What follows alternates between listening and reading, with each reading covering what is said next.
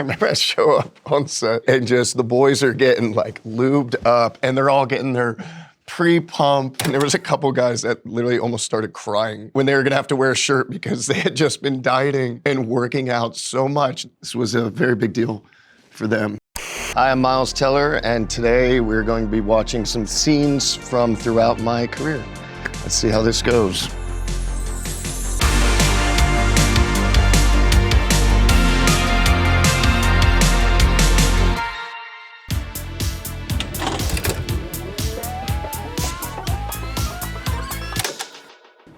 All right, gang, Whiplash. Little under tempo, okay? Neiman, just do your best. Obviously, we know where this scene is going, and he's just, don't worry about it. Just, no stress. Just do your thing, man. Then he turns into a fucking psycho. Got Buddy Rich here. I got Buddy Rich over here. JK went to college for conducting. Damien didn't know that. Damien didn't know that I drummed in like high school rock bands and stuff. I only had about 2.5 weeks, I think, to take drum lessons for this. I guess I emailed Damien.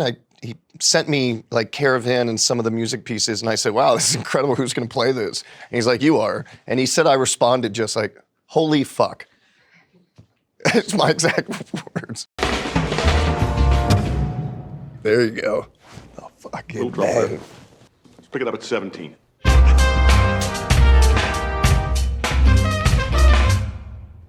Not quite my tempo. The amount of times people now yell that shit to me. I play in this kind of charity celebrity golf tournament, and tempo is a big thing in your golf swing, and I'm an okay golfer. And so they tend to yell that out right after I hit a very poor shot, which they think is very funny, and I can laugh at it too. But yeah, I hear not my tempo all the damn time, so thank you, Damien and JK.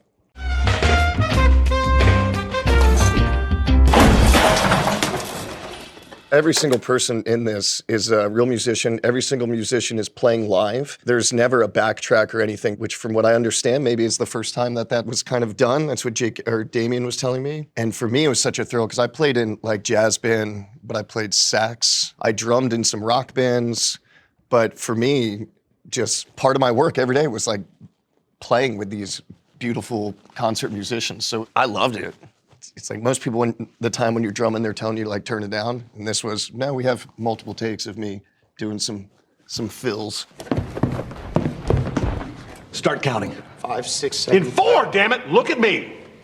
1, 2, 3, 4. 1, 2, 3, 4. 1, 2, 3. Now, was I rushing or was I dragging? I spent so much time looking at JK's face. I told him, I'm like, his face was just always right here. So I felt like every wrinkle, every line in every feature of his face is just kind of burned into my brain. You are upset. Yeah. Say it. I'm upset. Say it so the whole band can hear you. I'm upset. Louder! The script is written with such punctuation, like vile, just acidity. The scene work was so intense that if you were to keep that all day, it would combust. I just don't think, you just can't live, you can't have that much tension at work for that long. At least not for JK and I. 1, 2, 3, 4. 1, 2, 3, 4. Rushing or dragging? Rushing. So you do know the difference! If you deliberately sabotage my band, I will fuck you like a pig. When JK says, I'm gonna fuck you like a pig, the line was, I'm gonna gut you like a pig. And he always said it that way. When he saw the movie and he hears fuck you like a pig, he's like, Damien, I never said that. He said it one time when they shot the short film, and Damien took that audio from the short film and put it into this. But also for my wife and I, her favorite thing to say to me if she feels like I'm not listening, she's like, for the last father fucking time, Miles. And we always smile. So for the final father fucking time, say it louder! I'm upset! It's like there's some, Damien had a lot of trauma from his high school band experience, I guess.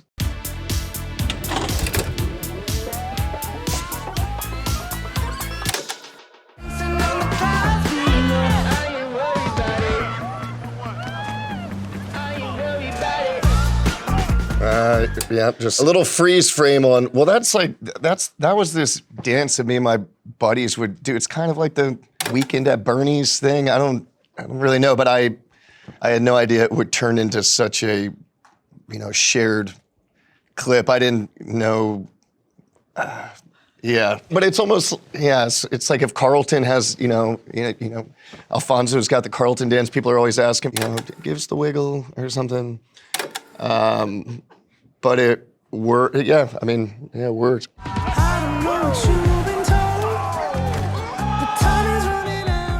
Dude, the boys were jacked up. Every other scene we had done, we're all wearing flight suits and stuff, and you assume people are like getting in good shape, but you don't really know. And then I remember I show up on set and just the boys are getting like lubed up, and they're all getting their pre-pump going on. But honestly, it was so fun because if you do this scene right, it's one of those classic scenes. In the original, it's a classic scene, and then this is our version of it. But originally, it was supposed to be shirts versus skins. So half the guys were going to be wearing shirts, and Joe basically picked, not based on physique or anything, but he's just like, okay, you, da-da-da. And there was a couple guys that literally almost started crying because they had just been dieting and working out so much. This was their moment. Some of the guys maybe didn't have as many lines or something. This was a very big deal. I think we probably had a little team meeting and we're like, this is bullshit. We're gonna tell them we're all going skins. Got no regrets, even when I'm broke. Yeah, and Tom and TC out there running around with us. Yeah, it was just a lot of fun.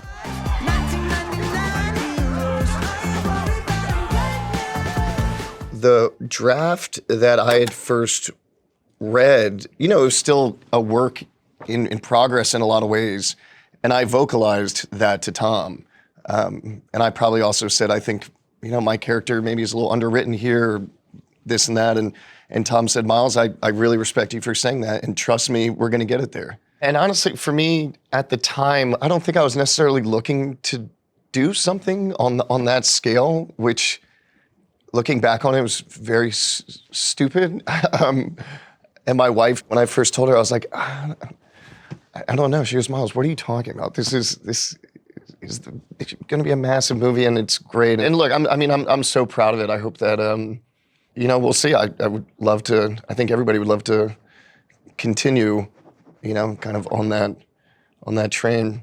The jean shorts was my choice as well. Just a personal preference? Yeah, jorts. Yeah, I said I know what I'm wearing.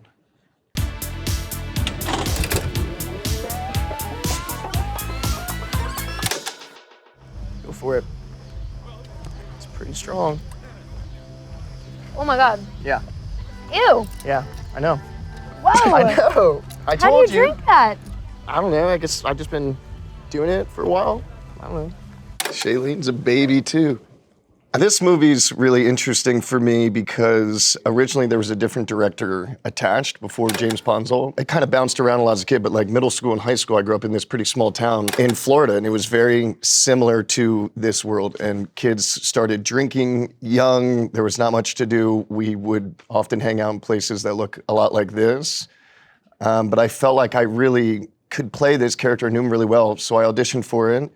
I kind of bombed the audition, and I begged my agent, you got to get me another audition for this thing. Like, I can play Sutter. And so I got another audition. It went slightly better, but not good enough.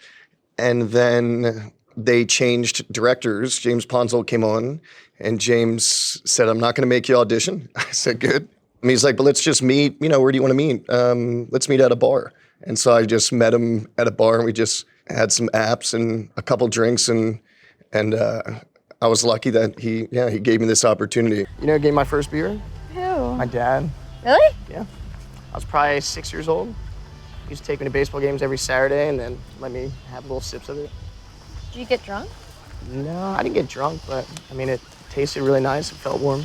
I think we went shopping for a lot of our wardrobe, just kind of thrift stores in towns in Athens, and obviously there's little to no makeup. James wanted it as natural as possible. Shailene is always an advocate for that. I got into college today, but there's no way that my mom will let me go, so. You got into college today? Mm-hmm. That's awesome.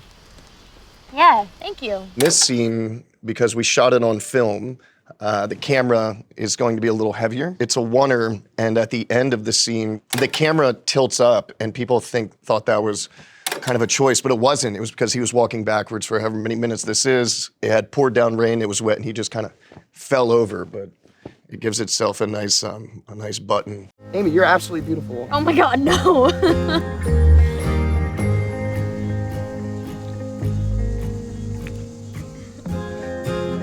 I just really loved the community that you get from not just the film festivals, but when you make kind of a more independent film, because you feel like this kind of like theater troupe, and you just get to spend more time with each other, and people tend to gravitate towards independent films because they're not as conventional. I think for the actors, you can get handed some material that's a little riskier.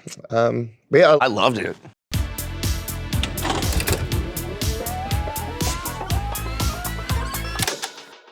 Tell anyone. I'm serious, Randy. I'm serious. I promise. Just follow the girls. They know what they're doing, and you don't. Those little girls are so cute. The first play that I ever did was Footloose in high school, and I was like 16. I played Willard, and honestly, I was so small. I'm pretty sure I wore like my high school drama teacher's like jeans, and she was like not a very big woman herself, but I will always love Footloose. Really, that's kind of where it all started for me. So to kind of relive a lot of these scenes in the film, but also we're so young. This was like pretty much all of our first studio film. And it was Paramount Pictures. It just felt like such a classic. I just wanna cheer, let's cheer for the And we're jumping. And we're jumping. Let's give the boy a hand. I love this whole soundtrack, man. I love Footloose.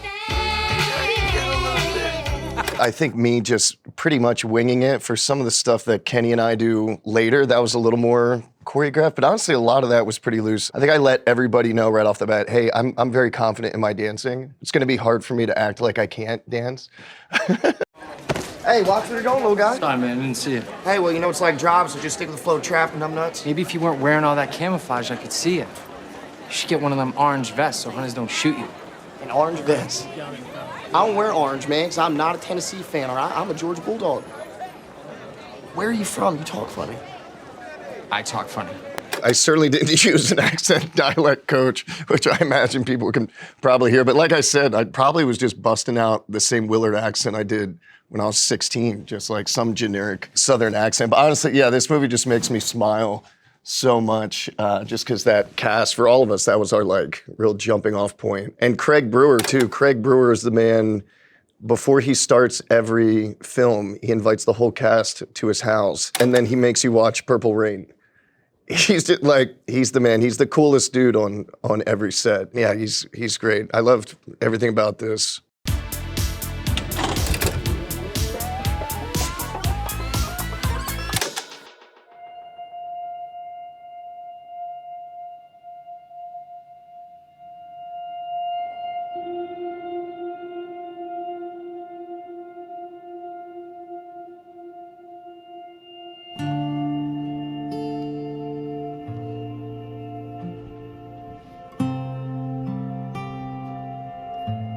Brutal. Well, for this particular scene, there's been, I think, 2 times in my career where I had the available resource of the person I was playing that was, alive. And so with Brendan, I said, what were you feeling in this particular moment, and what was that experience like? And he said, Miles, I just found out all my guys had died too. So I wanted to go to the gym to grieve with everybody. And he said when he walked in that gym, because people didn't know who the one survivor was, instead of what he thought he would come in and be accepted, he said everybody was just looking, some were, pissed off that it wasn't their husband, their son, they're sad, they're angry, and all of these emotions. And he just said he instantly felt just so ashamed and like embarrassed and really upset at himself in that moment for being the one survivor, and the survivor's guilt and all these things just kind of flooding over him. And for this particular scene, like when I come through, the camera's just right there, and I have to walk into this close-up, and the focus was very specific. I had to, walk into this close-up. The camera's like right here. I couldn't even see the other people in the room. And so I was getting very pissed off at Joe Kosinski, who obviously we've done many movies now where that's my guy, but I was getting so pissed off because for this scene, I was like, Joe, I need to be able to feel, I need to be able to look around and really take this in. And all I'm seeing is a camera lens. Yeah, I think I would finish each take just like pissed, not feeling like I was able to give the performance, feel all of the emotions I felt were right for the scene because I couldn't play off anybody. And then one take, Joe, I think, told Jeff Bridges to kind of put me in this like almost dream state, like what is going on? And Bridges is behind the camera the one take and he's going, they're all dead, Donut. You killed them all, man, and this shit. And I was that pissed me off even more because I just, in general, I don't like gimmicks. Yeah, no, this was tough. Brandon!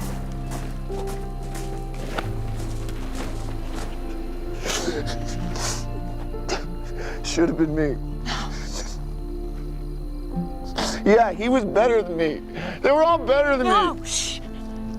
Don't say that. From the moment you step on that set, step into training camp, you know, these are very real men that we're eulogizing. That's how I always think of it. So, you know, we're eulogizing and, you know, memorializing these people on screen.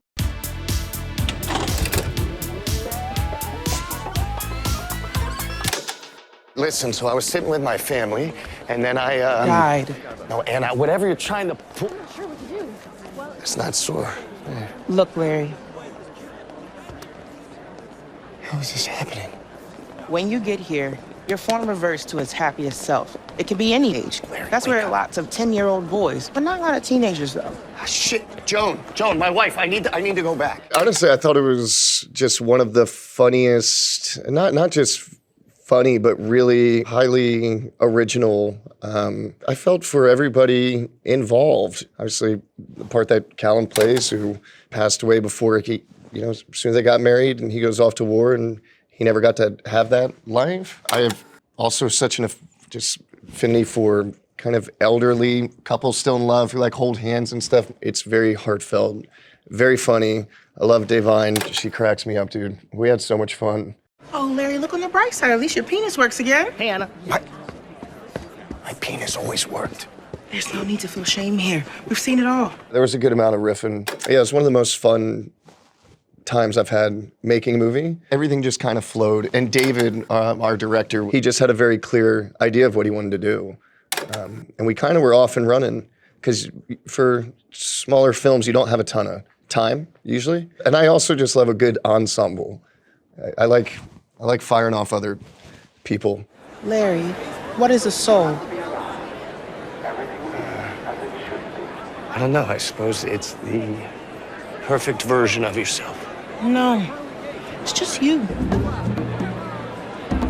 No, that can't be right. I mean, it's a thought-provoking piece. I think you want audiences to kind of maybe go back and forth a little bit. From Larry's point of view, he's like, what do you mean? We've been married for, 65 years, honey. But it is a unique concept that you then have to kind of audition for your wife and kind of go on competing first dates to try and win her back, even though it's like we've been together this whole time. When did that stop? My grandparents were staying with me out in California, and then I pretty much went off to do this film. So I was talking with them a lot about it while they were there. My grandma has never carried her own bag once. She's never opened her own door once. And Kelly and I, my wife, we have a saying, what would Poppy do? And really that just means just be, a gentleman. And he just passed away in December. We'll screen this for my grandmother in a few months. And so this movie's just always, it was kind of the last one I really got to talk to both of them about. So it'll always be special to me. And I used a lot of their interactions and some behavior to just embody it a little bit, to wonder what it would be like to be 80-something years old with somebody for 65 years. And, I use them a lot.